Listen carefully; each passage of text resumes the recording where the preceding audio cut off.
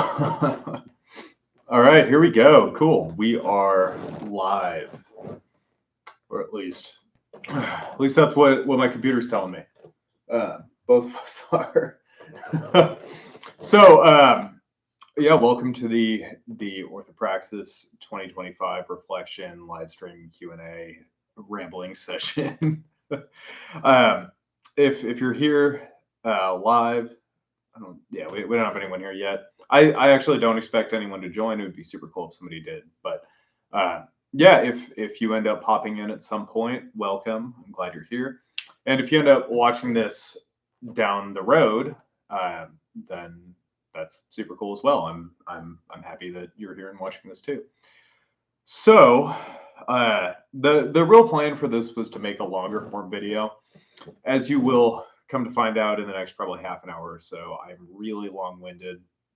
I actually use the shorts format because it forces me to just like speak to the point, and usually I can't even explain my point in under 3 minutes. But yeah, so this is just going to be long-winded kind of stream of consciousness thing.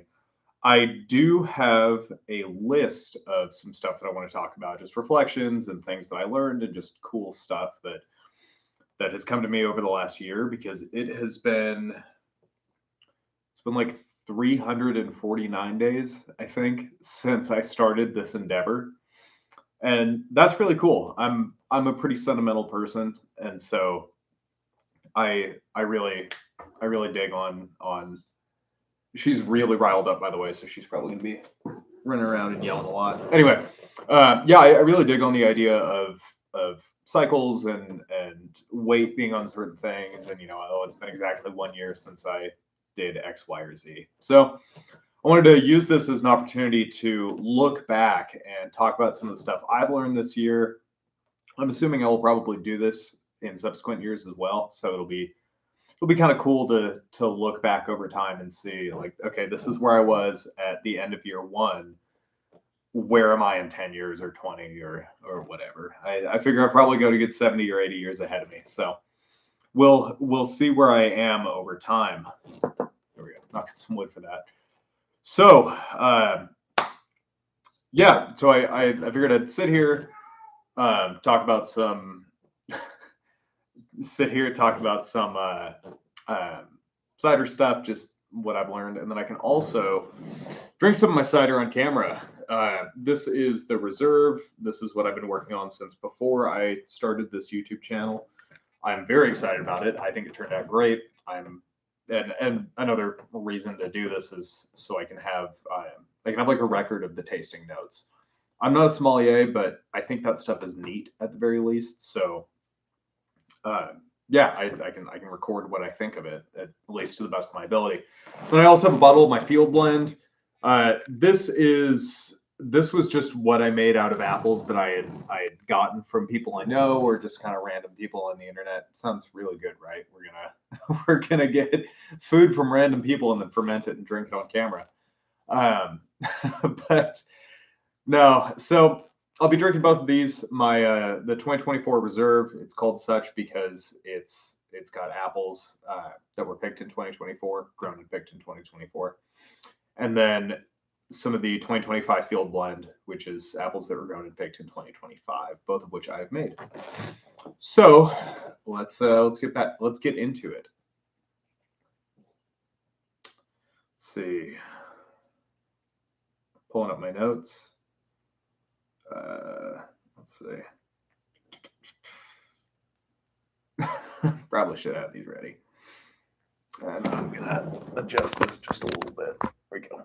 Cool. So, right off the bat, the first thing I've written down is better yeast. This is not a great list. Oh yeah, great. You can't really see that. Yeah. So I didn't really go into detail. There's no script. These are just talking points. Yeah, the first one is better yeast. So a little bit about what I have been doing in the past with fermenting. I started out making mead, and my approach has always been like, start with just the way it should be done and then try something new. So what I'd read everywhere was just use EC 1118. That's like your standard kind of high ABV or alcohol by volume champagne yeast. It's I think it's usually described as just a really clean finish, really crisp. It doesn't leave a lot of like fruitiness. It doesn't really impart sourness. It's just like just ferment the sugar, you get alcohol, and that's about it, kind of yeast. So I had used that to make mead like a decade ago. I'd used it a couple of times. It was great. So I used it here again. And at first I was kind of afraid that I had maybe made the wrong choice because it seemed like there were maybe some off flavors or off aromas. The stuff tasted a little bit hot, so kind of like high alcohol. There might have been, oh gosh, I can't remember the word. It's not esters, it's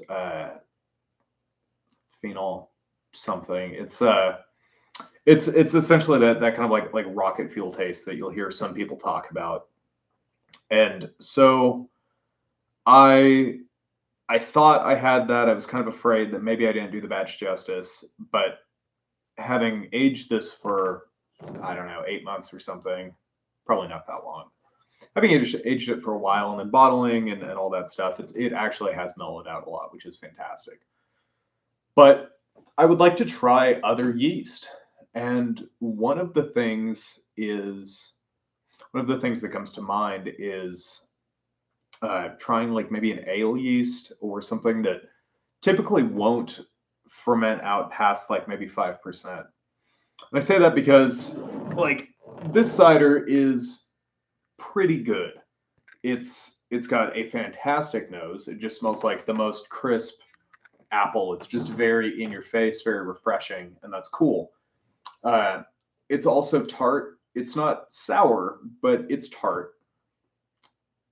And that's kind of it. I mean, there's a little bit of that kind of crisp apple thing going on, but there's not hardly any sweetness, and it's kind of lacking in body. So it'd be cool to get some more tannic apples or something like that. I mean, this I say that when I paid nothing for any of these apples, and most of these bottles were like free or whatever. This is just like a passionate labor thing. So but anyway, I feel like if I had left some sugar in there, it would be a little bit more interesting, maybe feel a little bit more complete. So I'd like to try different yeast. Eventually, I would like to try getting some doing like a completely natural ferment with nothing but apple. And I've got a couple of ideas for this. I'd like to and maybe I'll look back at this in like a decade and just laugh and think you're so stupid, you had no idea. But anyway, what I would like to do is just like a full like expression of the terroir, like uh, so only using the apples, the yeast that's from the orchard for back sweetening. Well, I guess not back sweetening, but for bottle priming. So what you would add to the bottle to get carbonation. I'd like to use just apple juice. So when I get it, just set some juice aside and then do the fermentation, add the juice with the sugar still in it back in. So then that kicks off another fermentation, but in a capped bottle. And anyway, it would be really cool to do that with natural yeast just to see what would happen. But before I do that with like really good apples, I'd like to successfully do that with just kind of whatever apples that I got from whoever, someone I know or someone I come across or whatever. I tried a couple of natural fermentations this year, and it didn't really work very well. A lot of mold, and which is ironic because this whole thing is called Orthopraxis, which means like right, well, correct action, correct practice, correct doing, right practice, whatever. Doing it right. And so growing mold is not doing it right. But kind of commenting on that name, I feel like it's, I chose that name to set a standard for myself. And I think in order to achieve that standard, I have to know what's right. And I'm the kind of person who can't just like read a book and just say, oh well, that's just how that has to be. Oh, you can only use cider yeast for this thing. Like, no, I want to make something that subjectively to me is the best. That is just subjectively right. And if using cider yeast versus champagne yeast or ale yeast or natural ferment or even bread yeast or whatever, if I can do that and get a better product, then to me that's right. And so I feel like I have to, as they say, you have to break a few eggs if you're going to make an omelet or however they say that. So anyway, that's covering better yeast. Now let's see, I don't have a bottle opener on me, so I'm gonna use my knife. I also have kind of a charcuterie board. I've been wanting to try this a little bit. So we have some fig and olive crackers from Trader Joe's right there. Some Cougar Gold. This is from 2022, I think. So this is like kind of an old cheese, but it's been in a tin and it's fine. I've been eating it all week. But this is a sharp white cheddar that's now been aged for almost 4 years. It's made by students at Washington State University, and it is fantastic cheese. And I also have some Trader Joe's Syrah soaked Toscano cheese, which is like super good. I love that on these crackers. And then last, I have a prosciutto wrapped mozzarella stick because these are just delicious snacks. And I think all of this would be good with cider, but we'll see.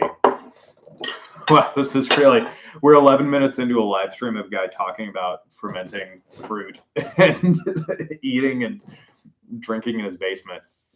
But anyway, so we're going to start with the Orthopraxis 2024. Show off the label right there. Awesome. I love that lack of autofocus. That's super cool. I don't think that's going to focus, but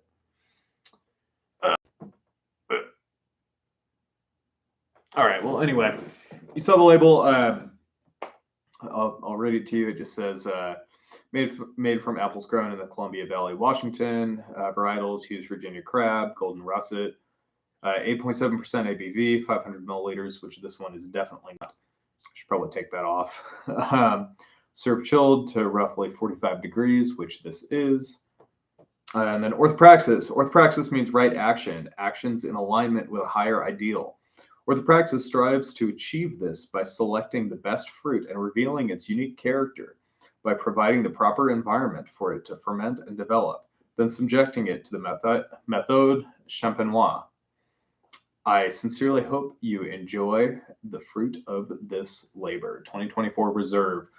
And the whole idea behind this logo, I actually didn't come up with this logo. I came up with the name, the concepts, and the writing, but I'm a terrible artist. And so I'd reached out to Natalia Smirnova, who is actually she works for Bethesda Softworks, who make like Fallout and Elder Scrolls Skyrim, and she did the menus and the watercolor in Oblivion, and then she did, I think, the menu and some of the art in Skyrim, and I think she worked on Fallout 4. And Oblivion is one of my favorite video games. I don't have a lot of time for video games nowadays, but Oblivion has a really special place in my heart. And so I found her portfolio and reached out and explained the project to her. And so she agreed to design me a label. And once I explained the project, she came up with this, which is an apple in a, oh gosh, what's that called? In an hourglass that's being distilled into liquid to just show off like the time and that this is the product of time. So very, very excited about this. This is really good. I am not going to drink this whole thing, though. I have other things I need to do tonight. So I will be drinking a little bit. I'll be pouring myself a small glass, showing it off, describing the aromas, tasting notes, all that stuff, and then actually recapping it. Because I only ended up with like maybe a case of these. Next year, definitely going to put these in smaller bottles because I want to give a lot of these away as gifts. And this one I'm going to end up sharing with somebody. So pour out a little bit and then cap it. Actually, in the meantime, go ahead and sanitize this.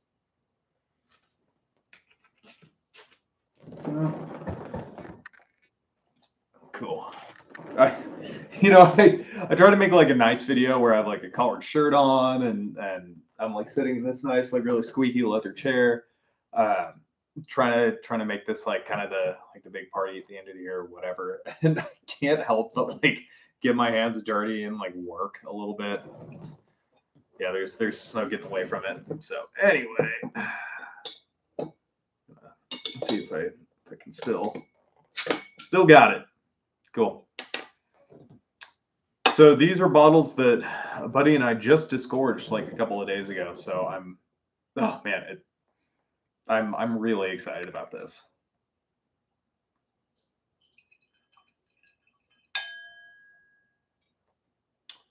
We can have a little bit more. There we go. Cool. All right. Now on pour. It's like super, super, super clean. Yeah. So an interesting thing about this stuff, this batch in particular, it is like not super carbonated. My original plan was to do like super heavy carbonation, like probably 3 to 4 volumes, which is about the carbonation that you get in like actual bottles of real French champagne. But I wanted to hold off, like just in case, because I've never worked with these bottles before, and I would really hate to just start making these explode. So I figured this first year we would just take it easy. And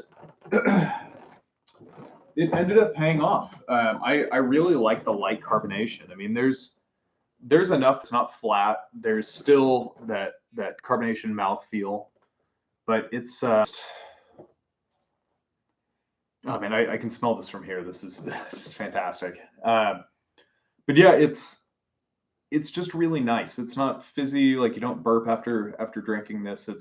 I feel like it really complements the style, which is cool. Total happy accident. But yeah, oh man. Oh, I'm so proud of this. This is great. Yeah, so on the nose, this is very crisp. It's sweet. It's like sweet, like esters, like sweet aroma. Yeah, crisp. There's like an apricot thing a little bit. I mean, this is one of those things where this is just overwhelmingly apple. Like I had a wine recently that it just tasted like grapes. Like I didn't know any other way to describe it. That tastes like grapes. And that's kind of how this is. Like it's just super crisp apple. It smells like a mix between like a green apple and, but not like a Granny Smith, but something else. Just yeah, crisp green apple and then like a heavier red, like a baking apple. Getting some spice, like cinnamon, nutmeg, I think. Yeah, it's just this just has such a fantastic nose on it. I'm so pleased with this. Anyway, I'll quit gloating and actually drink it.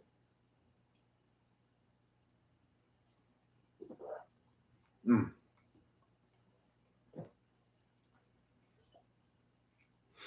It's That's really good. It's a little hot. I think this came out to be like almost 9%. So I want to say I want to say this read at like 1.085 or something, which is really high sugar in the juice. So naturally, it's going to produce a lot of alcohol. And I think this finished at like 1.002 or something. So there is a little bit of sweetness, which is really nice. I was afraid this was going to ferment out totally dry, and I like dry things. I really like dry reds, but I'm glad that there's sugar left in this. It's just great. And on second smell, I'm almost getting kind of a candy thing. Like, I mean, it's like kind of like a raspberry, like, gosh, like a blue raspberry or like tutti frutti kind of thing. Anyway. Yeah, so residual sweetness, baking spice, and then it mellows out into this really slightly tart, but just really crisp um, finish, which is just awesome. It's really really good. Um, yeah, and even though I made this, and I know it sounds like I'm probably tooting my own horn and just talking about how great this is or whatever. I do want to be clear that like I didn't grow these apples. I assembled this in the way that you would like assemble like a Lego set or something. So like no, I didn't like this isn't my invention. I just assembled it. Like kudos to the people who grew these. And I got the apples that I made this out of from Cider Auction LLC out of Prosser, Washington. So fantastic stuff they've got going on there, and super super cool guy. I actually need to send him a text and have him set aside this year's order. So anyway, this is really good. I'm so happy. Anyway.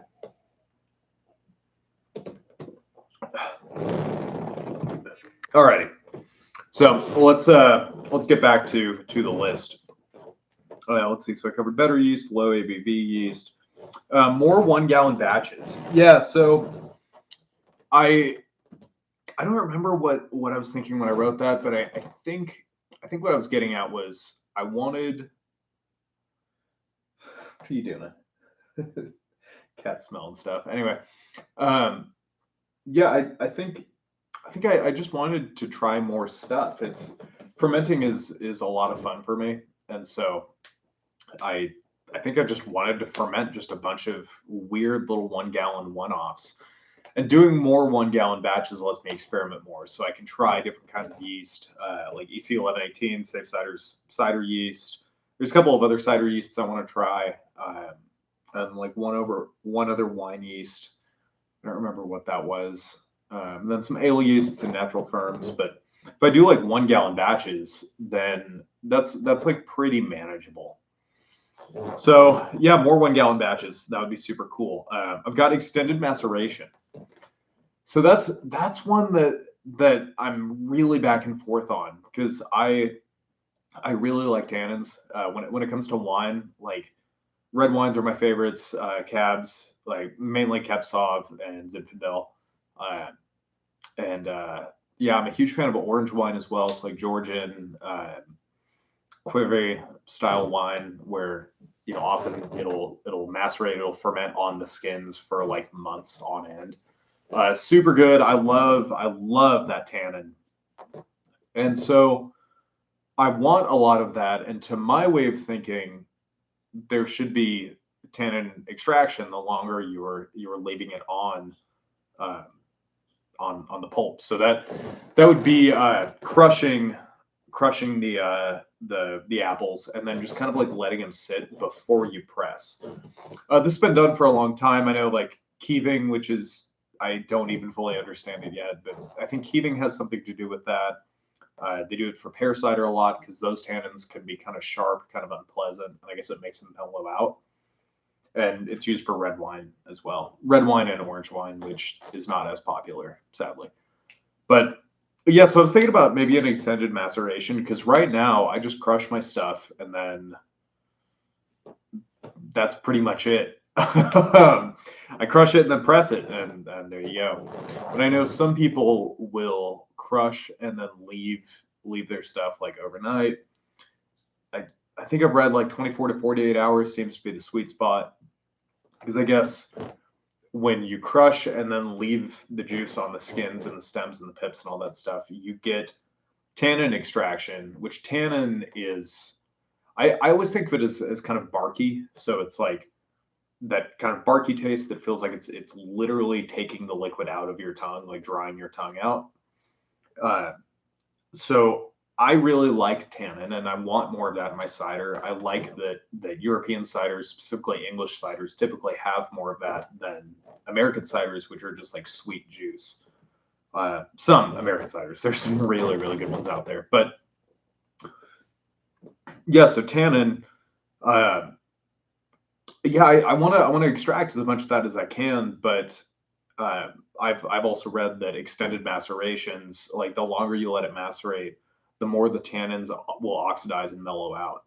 And I just don't know yet. It's one of those things where I think, yeah, that makes sense and it's probably true, but it's definitely a character flaw. But I'm one of those people who, like, you can tell me that fire is hot, but I'm not gonna know until I burn my hand.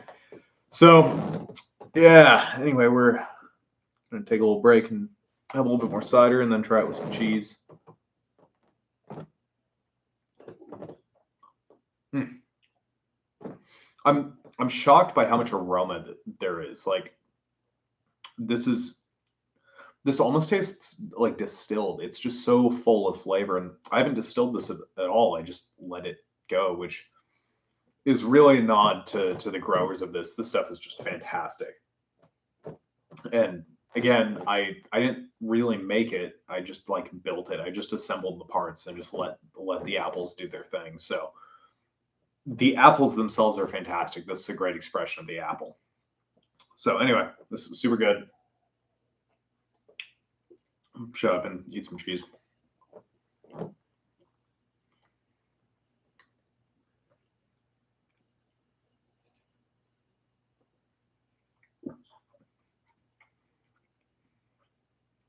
That cheese is like real salty. It's delicious though. It's really, really good.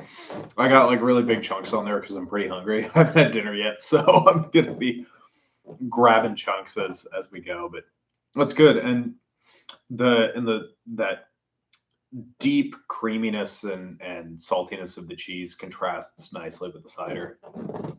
Wow. If teenage me knew that the age I am now, me would say that, there would probably be a fist fight right now between old me and current me. Um, yeah. So anyway, that's super good. Let's see. So that's extended maceration. Saving extra juice for headspace. That was like the biggest thing that I found here. The biggest thing that sentence doesn't mean anything. That was very important. I This was like the year of Headspace. I swear. I've known about Headspace. I know, like, you need to allow for Headspace during the initial fermentation when it's really vigorous, because you get bubbles that will bubble up and clog airlocks, make stuff explode, and all that stuff. Um, but and I knew that, like, you need to uh, limit headspace once CO2 stops being produced. But I had also read that, if, at least in theory, if you have a perfectly closed system, if you put something through primary and somehow there's no sediment in there, well, I guess sediment doesn't really matter. But anyway, if you put something through primary, there will be basically no oxygen in the cider, in the carboy.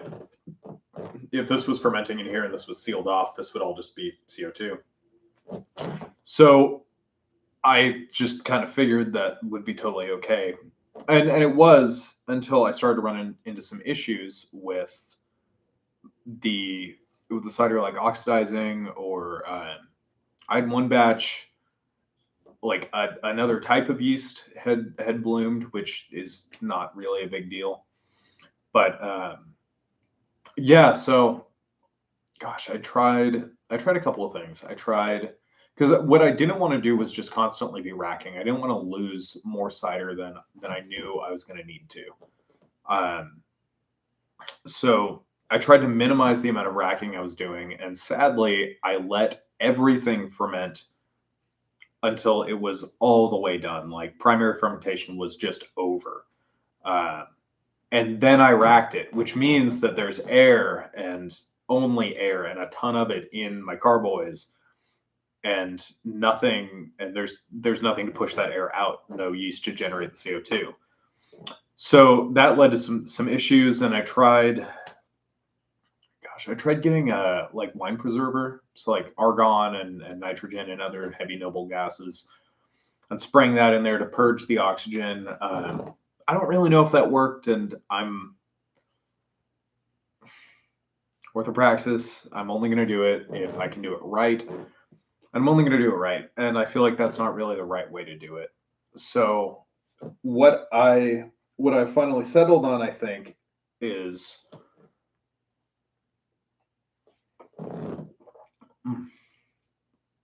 that's good. So what I finally settled on, I think, is keep juice on the side to fill up headspace and make sure that I have enough, because that was another issue. I'd press gallons and gallons of juice, ferment as much as I wanted to, and then just immediately give the rest away to family and friends, which is really cool. I like doing that. I love my family. I love my friends. But the issue that comes from that is you don't have any juice left over to help you fill up headspace. And a lot of people would say, "Oh, we'll just add water, add apple juice from the store." But I'm really picky about that. I only want my stuff to be like as good as it can be, and I want it to be a pure expression of the orchard, so to speak. So having that juice to take up the headspace, I think, is going to work out pretty well for me in the future. That's kind of like what I figured out, which led to some preliminary blending, which ended up turning out all right, thankfully. And this stuff is totally unblended. Really thankful for that. But yeah, so headspace. You can take it up with juice, and then make sure that your stuff's not getting gross and infected. Now, initially, I was a little bit worried about kicking off a secondary fermentation, which is going to happen if there's active yeast and you're providing in a sugary mixture. But I don't think that if you're just taking up like that much headspace in a 5-gallon carboy with juice, the fermentation will be so vigorous that I'll like blow my airlock off or something. Maybe I'll eat these words later. We will see. But that was a good conclusion to come to, I think.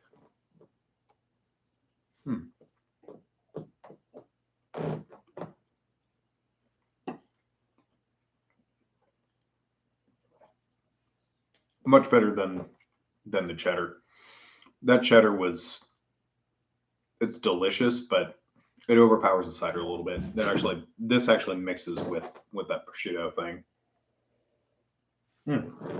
Alrighty, what's next? Second press of pulp. Yeah, so in the past, I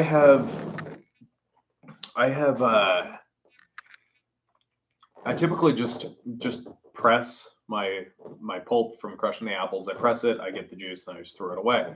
But just recently, I've heard people rehydrating that and getting a second press, and I think that would be cool to do just to kind of see what I get. I mean, I don't expect that I would get this like very thick juice, but maybe I'd get something that's like good to drink. You know, it's maybe better than like whatever sparkling water brand. So yeah, that's something that I think is really neat and I'd like to do. And it seems like people will ferment that too. So this is all news to me, but that would be kind of cool to do a second press and maybe get some more juice, because it's it's not super hard work and it's not unpleasant, but it does take some doing to get just a gallon of cider. I think typically it was like on average it was like 5 gallons worth of apples to get one gallon of juice. And that's a fair amount of work. I'm gonna finish this up and then crack open this next bottle. I really don't want to finish this because this is just delicious, but it's okay.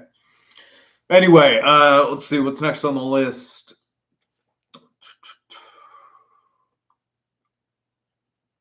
Timing. Oh yeah, okay. I was really stoked when I figured this out. So part of what is so exciting to me about this whole process is the idea of like just letting the apples do their thing.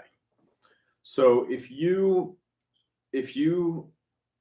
take, from what I understand, if you take apples and you just let them fall on the ground, or maybe let them fall into a bucket, and you just don't touch them at all, and if for whatever reason they don't rot or something, or like get moldy, so maybe you would have to press them. But anyway, like the apples have everything they need. Like they don't have as much nutrient as they could have, but they have enough nutrient for yeast, which are already present on the skins, to ferment them. They will clarify on their own, from what I understand. Even with apples that have a lot of pectin in them or something like that, if you let them sit for long enough, the pectin will fall out of solution. So I've been told. I haven't tried this myself, but I guess you don't need pectic enzyme. You just need to be willing to wait a year or whatever.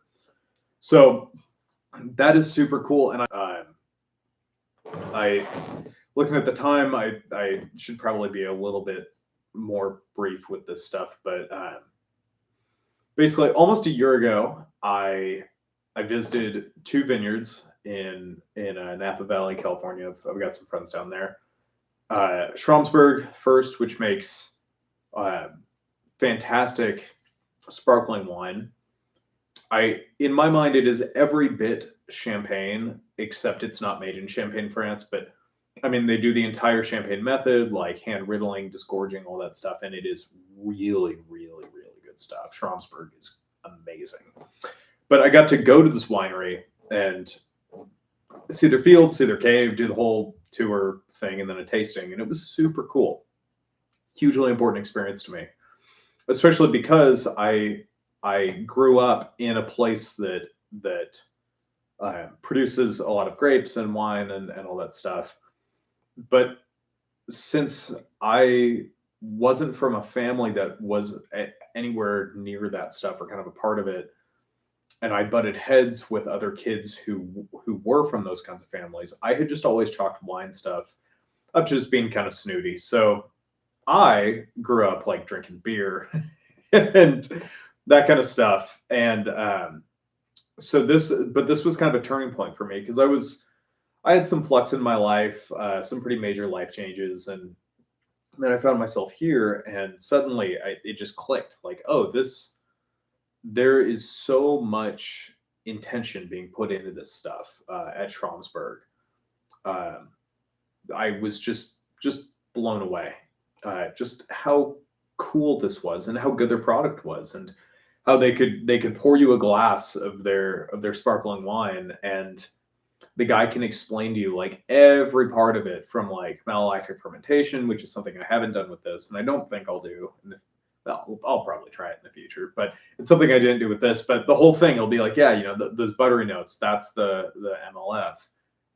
We age our stuff sur lees, so like on the lees, on the stuff that just falls out when you're fermenting, how that breaks down and influences the final product, and then you have like the best champagne ever. Fantastic experience, super super cool, and I'm really really lucky to have had that opportunity. So I went there. I was blown away by that, and then I think a couple days later, I got to go to Storybook Mountain, which was such an important experience to me. I don't think I'll ever forget it. Our guide who took us through the fields and did our tasting and stuff, he was like one of the coolest people, and he was talking about his father-in-law who had bought he had bought the place. His name's Dr. Jerry Seps. I don't know why I remember that. But yeah, he had bought this place back, I think in the 60s or something, and kind of almost accidentally ended up making wine. And at one point they brought, I think it was Andre, it's not Tchaikovsky, that's the conductor. It's Telschev. I think his name's Andre Telschev, or Telschev. He was a Russian fellow who was just a genius when it came to wine and viticulture or oniculture, whatever. And he was brought out kind of as a consultant to look at this part of their property that was kind of a drainage, so where 2 hills meet and then run down, like kind of like that. But it was sort of this weird drainage, and I don't think it was totally south facing, which typically you want vineyards to face south, so they get maximum sun exposure in the northern hemisphere. And so they took this guy out there, and they were like, hey, we've tried planting cab out here, and it's not great. And I guess this guy just like looked over and he's like, oh yeah, no, you need to put Zinfandel over there. And that was like the coolest thing to me. So they put Zinfandel there. They plant this, which I think at the time wasn't all that popular. And then the guy hands me a glass to try, and I was blown away. I thought I had gotten to the point where I could like understand and respect and kind of like wine, but that was stupid good. And that was their that's the Storybook Mountain Mayacamas range. I think it was their 2021 or 2022 Zinfandel, and blown away. That is my favorite wine of all time. It was so good. And then just to like see the stuff and have this connection within myself to the process and the land and all this other stuff. Um, and to like get to talk to someone cool, and it was a beautiful day, and I just it was perfect. So that inspired me to do all of this, and I totally forgot where I was. I got all wrapped up in the story, but if anyone's interested, I'll make a video talking about like the impetus behind this whole project, because like I don't work in any fields that are anywhere adjacent to this. I never have. This is I haven't been doing this for a long time. This is just a very strong hobby that's very meaningful to me. Anyway, so what was I talking about? Oh yeah, timing. So yeah, this concept of like kind of I think of it as like letting the terroir speak for itself. And the word terroir means at least it's been described to me as like I need to finish this. Pour myself the next bottle. God. Anyway, yeah. So I've heard this concept, this terroir. I've heard it described as like the sum of the parts of the area of the vineyard.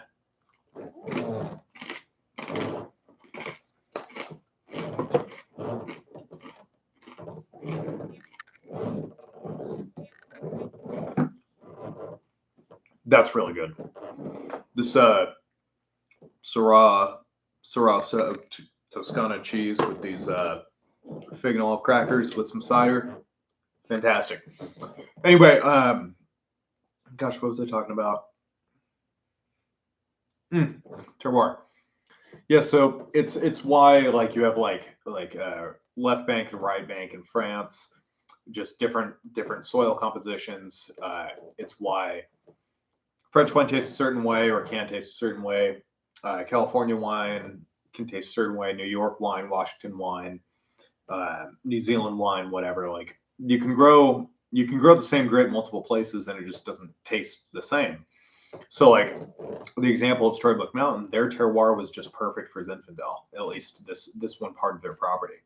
The microclimate, the way the air moved, the relative humidity, soil composition, soil drainage, like all this other stuff that I don't really know that much about because I like this is not what my degree is in. But yeah, so I like this idea of like just letting the fruit do its thing. And interestingly enough, this is a good time to talk about this. This bottle, this field blend, is kind of an example of that.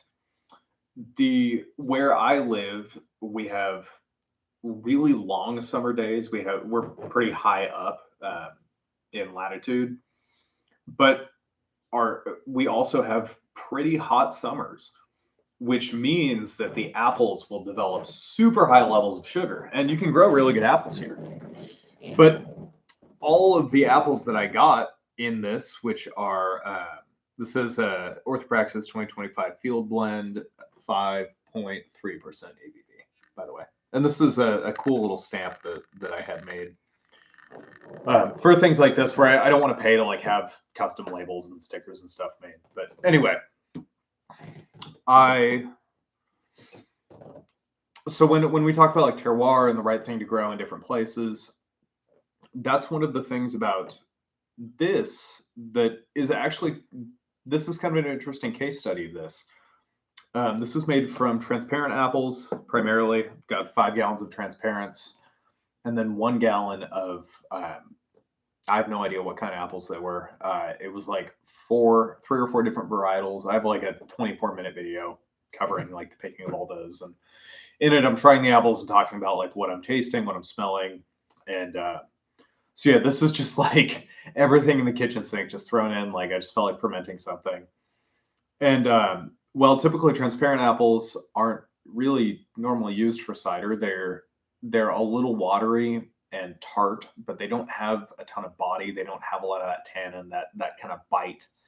Um, they it's not to say that the land is bad. It's just maybe not the right apple for this application, which is totally fine. I mean, the cider is just fine. Like this is drinkable. I have a couple cases of it, and it will all be consumed. So I don't really mind that, but it's not as good as it would have been had I gotten this stuff from like an orchard, like I did the reserve stuff. Man struggles to open bottle. Anyway, yeah. So this stuff is it expresses its terroir a little bit different, and that's kind of cool. I think it's just interesting. So this whole idea of terroir, I totally overfilled that. That's why did I do that? I know better. Anyway, on the nose, even though it's yeah. Anyway, uh, crisp, tart, and there's a little something else there. It's not a bad smell. It's not a funky smell. It's maybe a little yeasty. And I mean, who would have thought, you inoculate juice with yeast and it smells like yeast? Well, but I think that may come from, and this is what I was actually going to talk about before I went down this whole rabbit hole like 10 minutes ago. I think it may come from the fact that I fermented this in the summer. So I used early summer apples, and you'll see that this is uh, very it's very light in color, and that's being blended with a super dark juice. So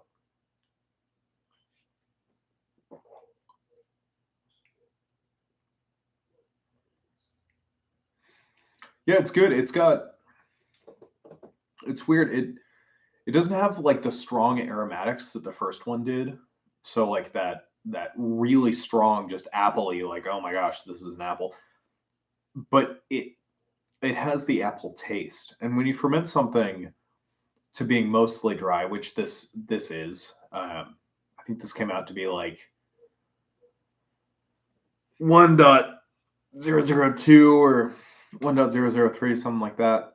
But yeah, when you ferment something, when you ferment the sugars out of something, uh, like with mead, you'll experience this where it doesn't really taste like what you think it's going to taste like, because normally we think of honey as just being sweet.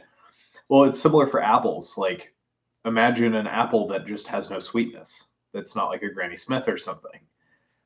It's just interesting. So a bit more carbonation here. So anyway, yeah, this has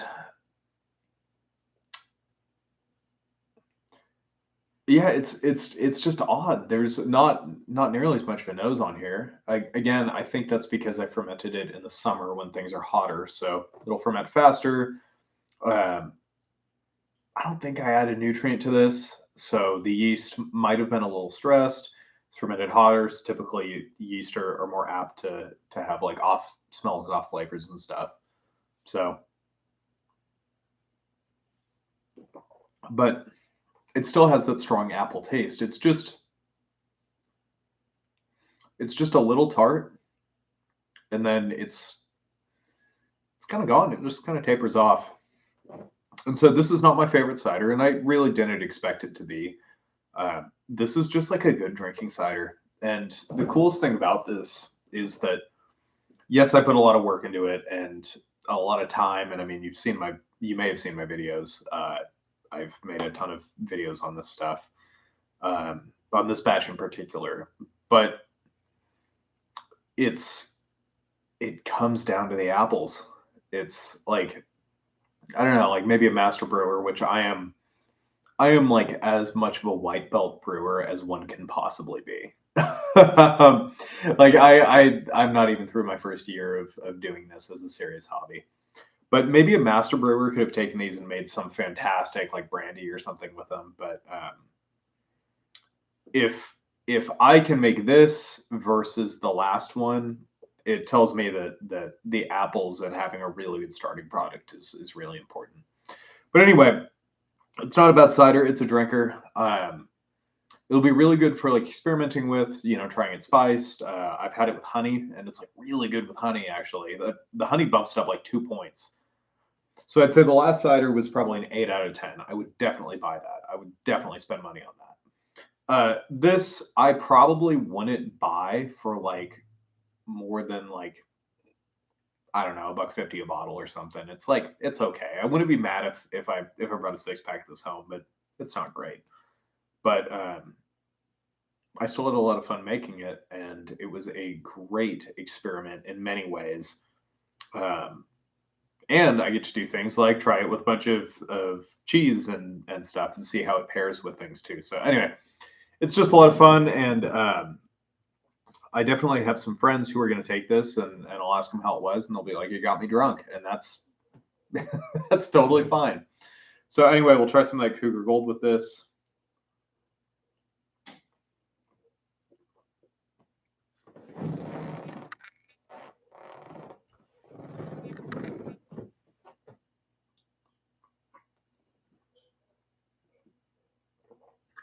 Mm. Actually, that's really nice. The Cougar Gold is pretty nutty, and it's almost a little sweet, which offsets this really nicely. Like, it's actually pretty good. I'm actually pretty excited about that. Man films himself drinking in his basement. Mm. Alrighty. So, yeah, timing. So, cold months equal low and slow. To finish out this thought, which I've been kind of dancing around for the last like 20 minutes, this thought basically it's that I just found it really interesting that like terroir, the apples, they're just going to grow where they want to grow and it's going to be great. And if you just let them do their own thing, it'll be, you'll probably get really good stuff. There's plenty of stories out there of people going to orchards that have been neglected. Someone's grandpa planted the trees and they don't fertilize or anything like that. And it's like the best apples ever. Well, interestingly enough, going off of that idea of like, if you just leave apple juice out there, it'll just start fermenting on its own because apples already have yeast. Assuming it's not like store-bought apple juice. If you just take an apple from a tree, crush it up, and then press the juice and just leave it, it'll just ferment. But I found it interesting that typically it seems like the best apples. So normally you want in an apple you'll want like between like 1.050 and like 1.085 ish for the amount of sugar in the juice. So the longer an apple's on the tree, so if it's like a later ripener, so often it seems like your red fleshes, like galas, honey crisps, red delicious, Fuji's, those kinds. It seems like they're on the tree longer. I could be totally wrong about that, by the way. I haven't researched those strains, but the longer it's on the tree, the more sugar can develop in there. So you want the late season apples. So you're getting your apples sometime in like the October time frame.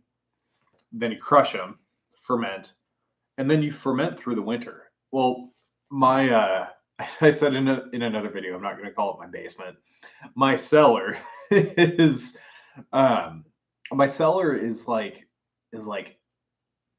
57 degrees or 60 degrees in the winter, which is like perfect for a low temperature slow fermentation. Like I don't have any HVAC in there. That's just the temperature it is.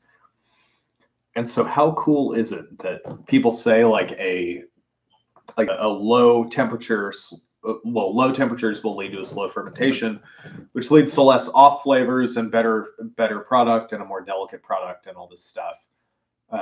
How cool is it that like if you just get the best apples, which seem to come from like late fall, at least where I'm from, October is like late fall because it starts to get cold.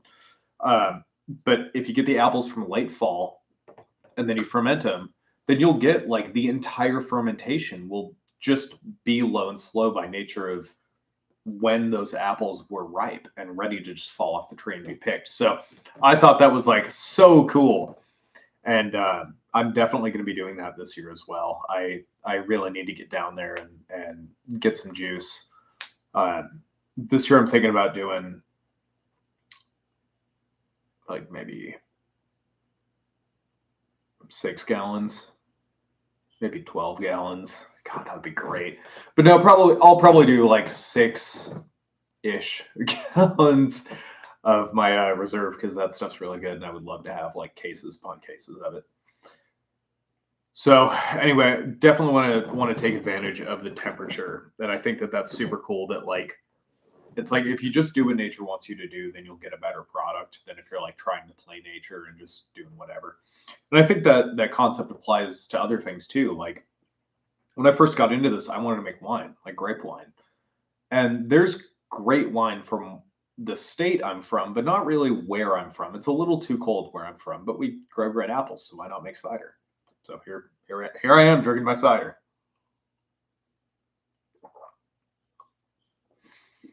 Let's see. I've got primary and extended maceration, which we already kind of covered. Labels. Yeah, so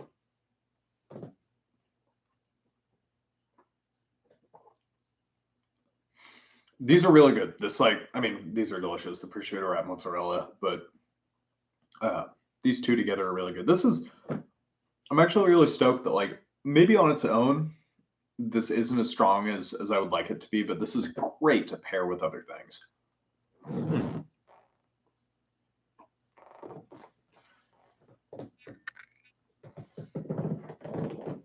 All right, so labels.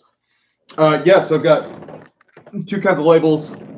These I had printed on sticker wrap. I already talked about this one a little bit. This is made by Natalia Smirnova. She's fantastic. Natalia, if you end up watching this, I really appreciate you. It's been fantastic talking to you. And then there's these labels. And these, I had a video showing how I made these, or showing how I was stamping these on. But yeah, this is just a like an ink stamp. I don't own a printer. My computer's not great, so I didn't want to buy a printer. I didn't want to have to like go to FedEx or anything. And I like the idea of just being able to do things at home.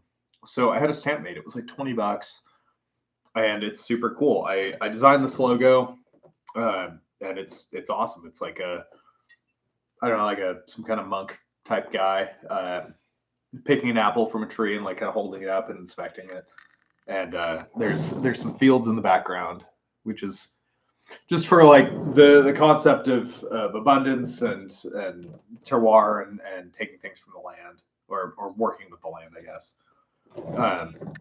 So yeah, I'm really stoked about that. I know not a lot of homebrewers, or historically homebrewers, have kind of taken pride in like not having labels or taking like a USPS shipping label and just putting Oktoberfest Bock on there or whatever, Mexican lager, whatever. But for me, part of this whole concept of orthopraxis is doing the entire thing right. Like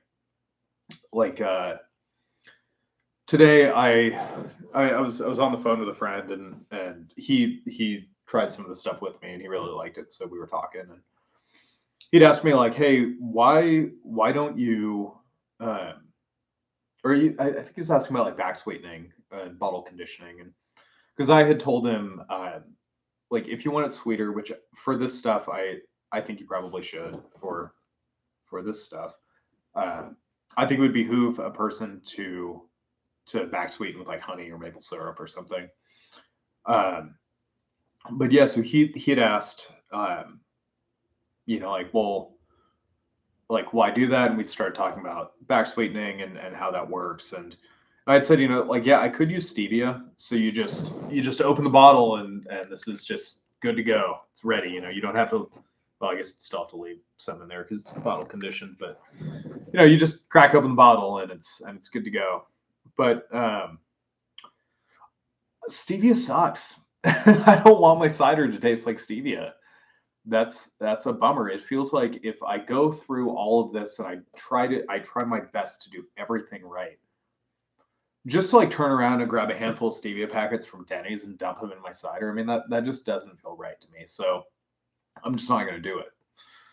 And it feels like the same thing with labels. Like with my labels, I really want to. It just doesn't feel right to just hand someone a bottle that I put so much time into and just be like, yeah, I worked really hard on this. Here's this weird bottle of stuff that I got from some guy and then I put in yeast and I fermented it. Versus being like, hey man, check it out. Like this is the bottle I made. Well, I didn't make the bottle, but this is the label I put on this bottle. It's a stamp, it's handwritten. This I had this fantastic, like to me, famous, super cool artist design this, and it's the dates handwritten on there, and I have the labels all printed and stuff. It's cool, it gives the whole thing like weight, I guess. So yeah, if you're doing homebrew stuff, you should definitely make your own labels. It's just fun. It also lets me address something in the in like the brewing world that I don't totally jive with. I see it a lot with like IPAs. I see a lot of kind of like cartoony labels, or it feels like inside joke labels, I guess. Where like, I mean, I don't know. Maybe it's because I'm kind of dumb and I've been hit in the head a couple times, but I see. I'll go into stores and like see labels that they just don't appeal to me. And even though my stuff will probably never be in stores, um, I still like being able to look in my fridge and see labels, and then I see one, and I'm like, oh, that's cool. Oh, that's my label. Nice. So yeah, labels are super cool. My next note is bottles throughout the year. So I think I mentioned this in another video, but I'm realizing now that, oh my gosh, for homebrewing, if you're homebrewing any significant amount, like 3 gallons or more, you should buy beer and cider and stuff that comes in bottles, and you should prioritize glass bottles because I've heard different figures. I've heard some people say you shouldn't ever reuse bottles or you should only reuse them once. I think I'm just going to keep doing it, but yeah, glass bottles are totally reusable, so you should definitely do that because bottles are kind of expensive. It's like, depending on the bottle, I think it's like 50 cents a bottle.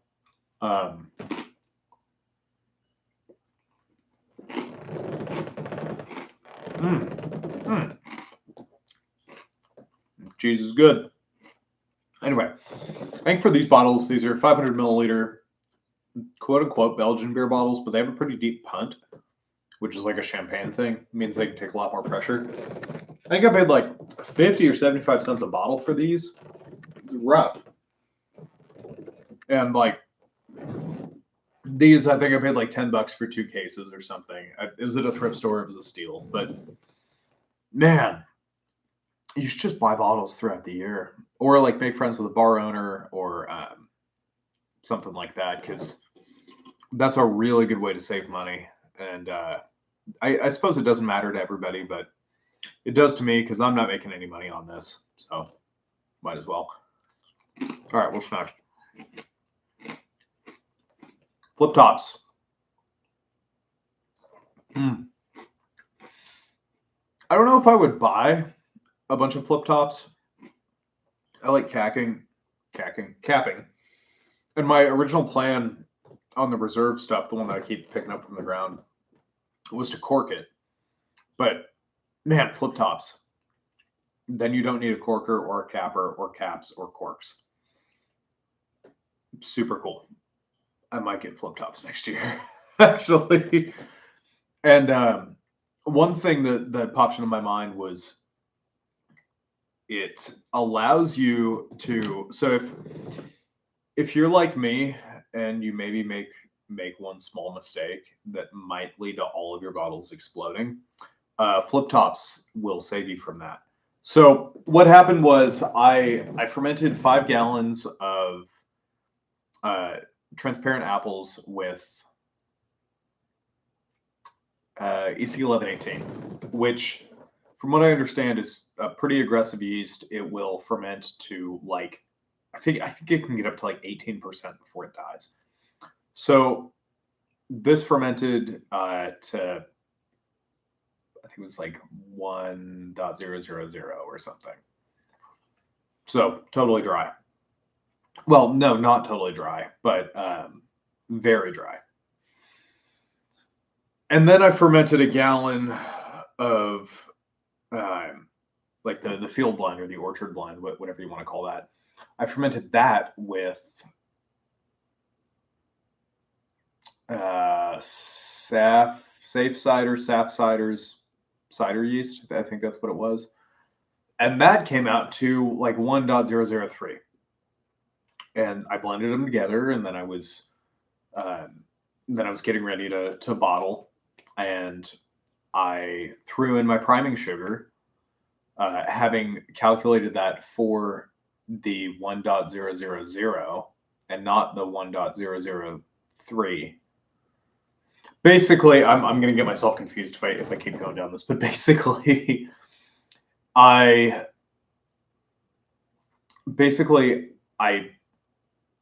with priming sugar, you have to be very careful with your calculations, because if you put in too much, the pressure in the bottle will become so much that the bottle will just explode and like embed glass shards in your wall. It can be dangerous to you. Really, really bad stuff. Not what we want to do. And what I was afraid of after I capped everything, sunk cost fallacy, but after I capped everything, I realized that there's a chance that the yeast, the EC1118, would eat the remaining sugar in the 1 gallon of cider that had been fermented with a different yeast. And I would have given it way too much sugar, and all of my bottles would explode. Or I would have given it too much sugar when you factor in that it would already have more sugar to eat. Thankfully, that didn't happen. These actually came out like kind of undercarbonated, which is really nice. I'm finding I really kind of prefer that. Not big bubbles and a huge head, but just enough to give it some mouthfeel. So yeah, like that. Get some more cheese. So 2 yeast strains, quite an adventure. Do not recommend it.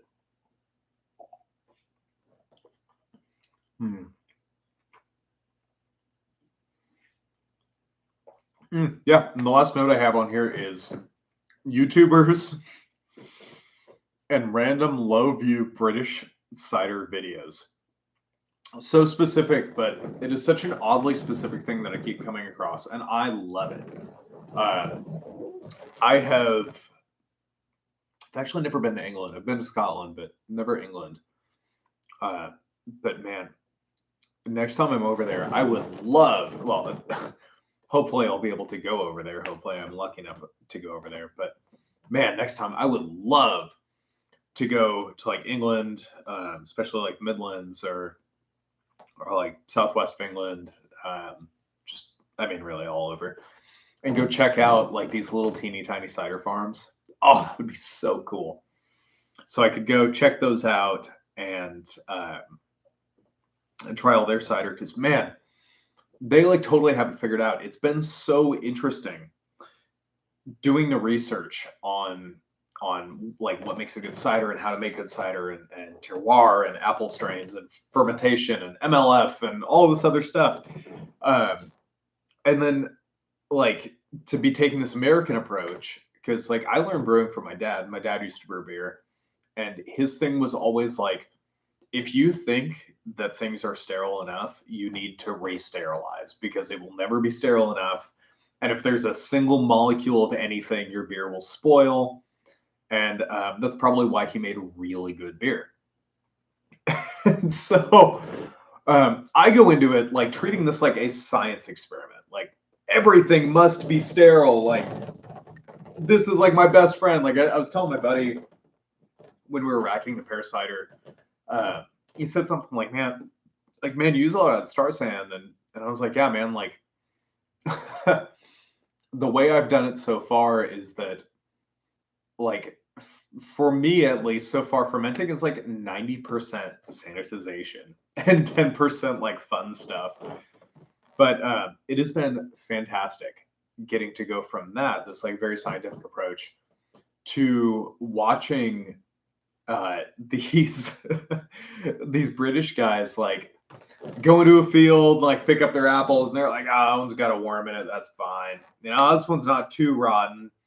Uh, and like sometimes not even wash the apples, crush them on like a 400-year-old like milling stone or like grindstone or something, and like throw the juice from like an old plastic barrel and like milk jugs and stuff into like an oak barrel that they've had forever, just on the lees from the last one, and they're like, yeah, this is the best cider ever. uh, and then it really does look like it. I love that because to me that is terroir. Like to bring up Storybook again, there were during the fires in California in 2017. uh, I guess they'd used their tractor to cut lines so their fields didn't burn. But their tractor ended up burning, and I guess the guy who's giving me the tour, or me and my friends the tour, the son-in-law, I guess he had like rented a tractor for the harvest because their harvest was a couple of months after the fires, and I guess the owner was like, "Nah, man, we can't do that." And the son-in-law was like, what do you mean? Like it's just a tractor, dude. You know, we're just gonna use it for the harvest." And he was like, "No, we can't do that. Like our old tractor that is part of our terroir." Now, whether it is or not, because maybe somebody would be watching this, assuming you've sat here and watched me drink and eat for an hour and 12 minutes. If somebody is watching this, you know, you might be like, yeah, I mean, a tractor doesn't impart taste into wine. And, you know, you're probably right. But I think that there's just something special about that concept that like, no, man, this is our barrel. We've had this barrel for 40 years. This is what we make our cider in. I think that is just so cool. And that's so much cooler than being like, yeah, this is my 4,000-gallon stainless steel vat, like that I bought from like some company wherever. Like, I just think it's so cool when people are like, no, like, why would I use anything other than the grindstone? Like, this is what we use. That is so cool to me. So I'd love to see that. I'd love to get to try that cider.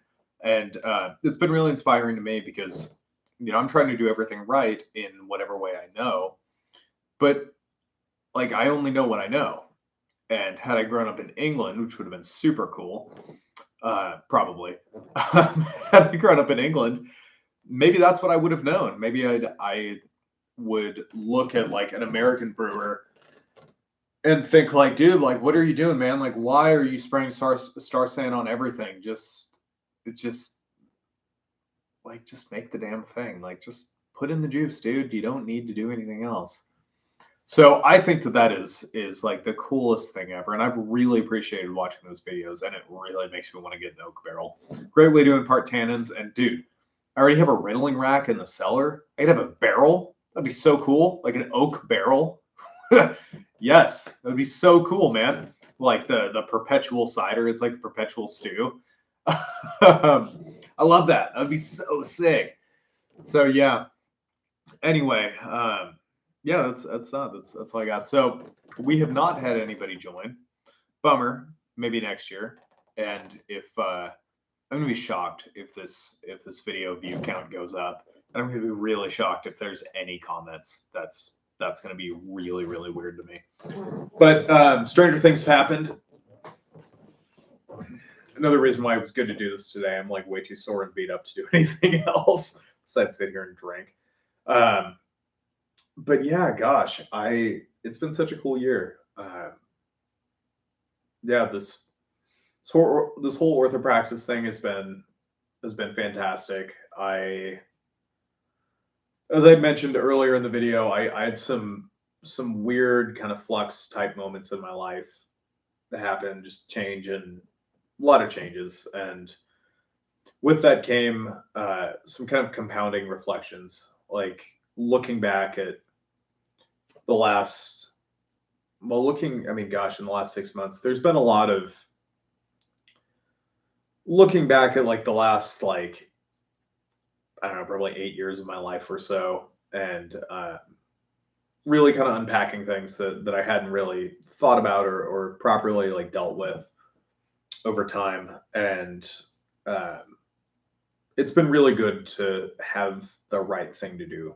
And like, if I feel kind of like shaken, I guess, or not entirely grounded in my life, it's cool to be able to like pick up a book or check on the side, or read about something or plan out my next steps, or it just feels good to have something to do, and to have something to do that I believe in and that is special to me and that's important to me. And I'm really bummed that I can't share this with people. I mean, I suppose I could, but that's another thing about orthopraxis. I don't I'm not really motivated to sell this stuff because I don't want to deal with all that comes with that. Like I ran the numbers, and I would have to sell my cider at like $12 a bottle or something to like break even. I think, um, and that's not even factoring in like permits. And there's like in my state, you can't even brew on your property. You have to have a commercial space for it, and that just sucks, man. Like I to me, it doesn't come to a dollar amount, but my cider is worth more to me than that.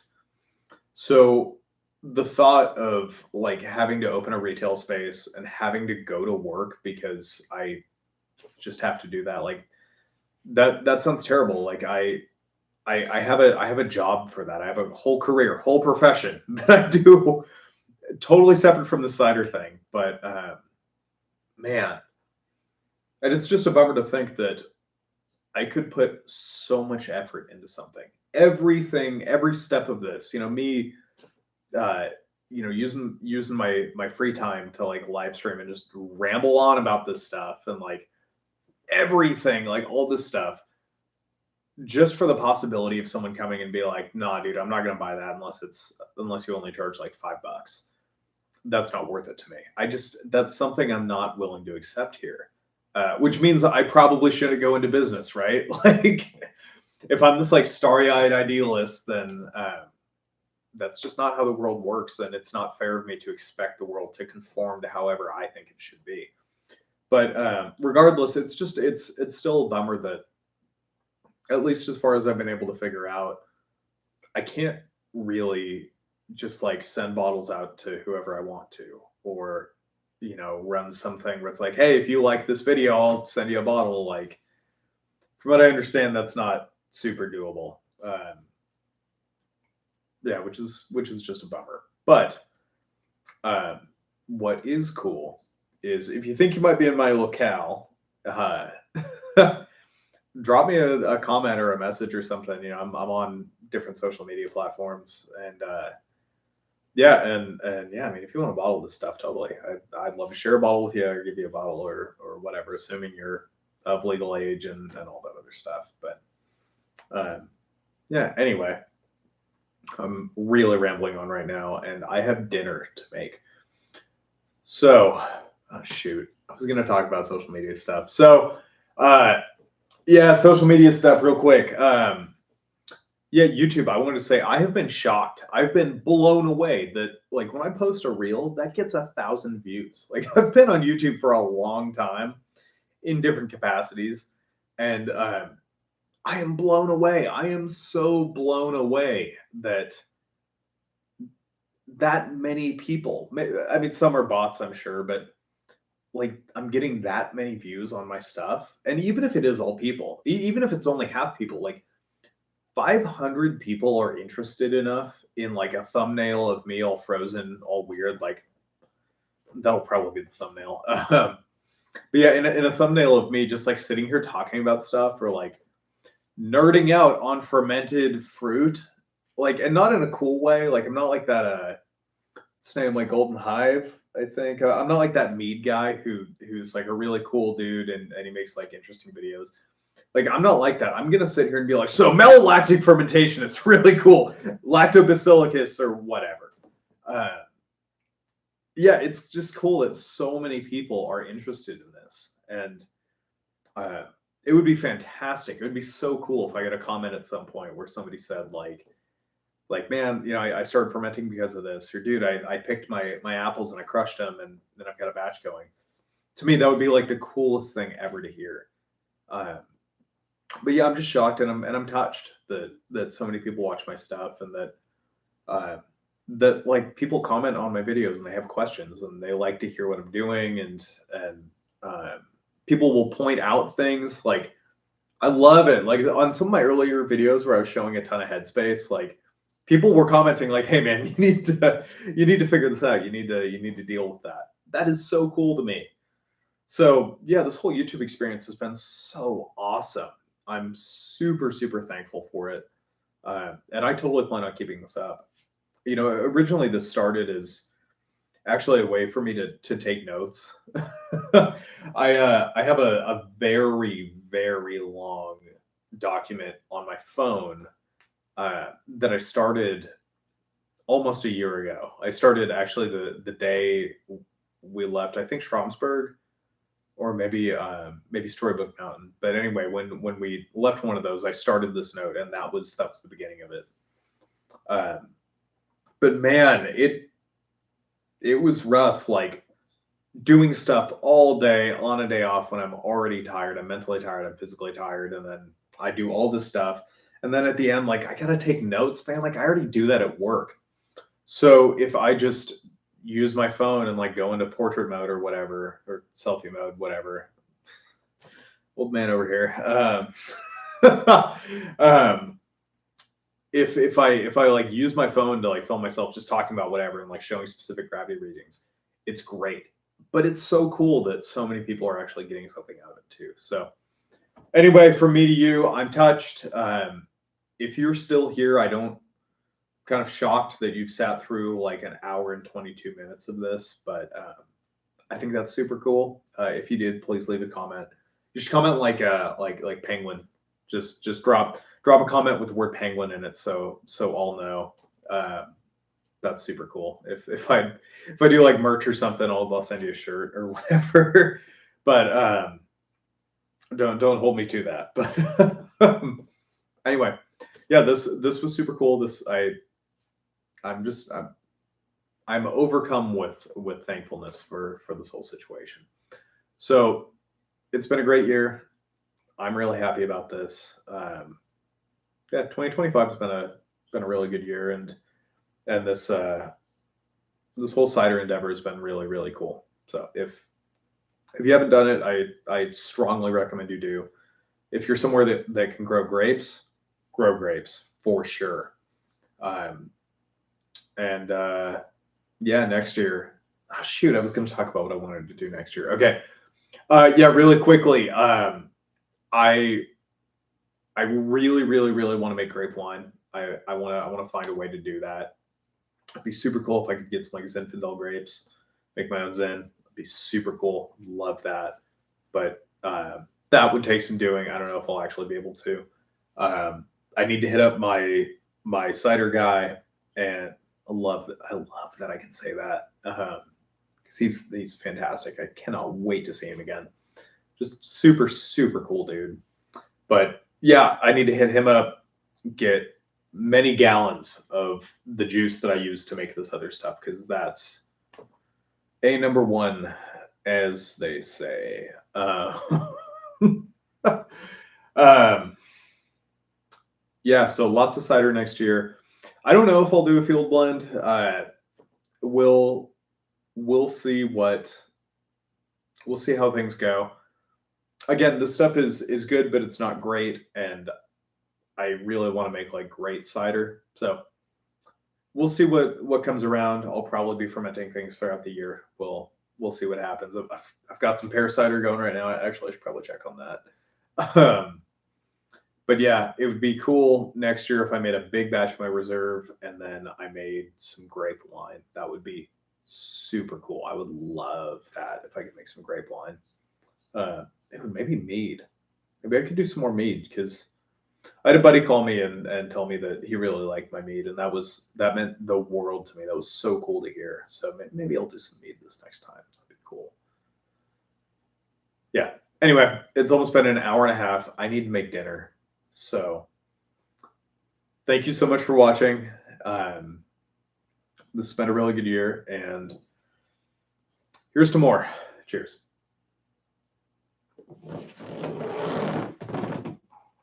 Man fumbles with stream trying to figure out how to end it. All right. Later, everybody.